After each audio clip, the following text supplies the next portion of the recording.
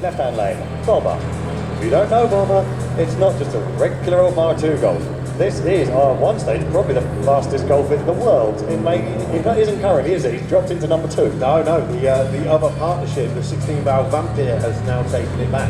Which is close though, isn't it? I think it's something along the lines of 826 plays an 820 or an 824. Both so unsuspecting. 0 burnout required from both. Right-hand lane, we've got Joe Bristow in the Volvo. So 4-wheel drive, Volvo T5 engine. It will dip into the 9s on a good run. Bobber, however, has a bit more in hand.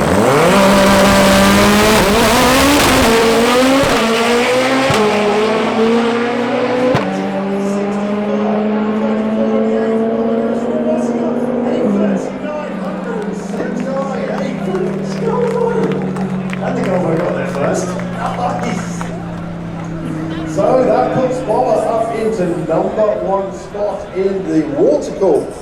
And I think that's the Volvo hanging on to the number 1 spot in the alternate engine.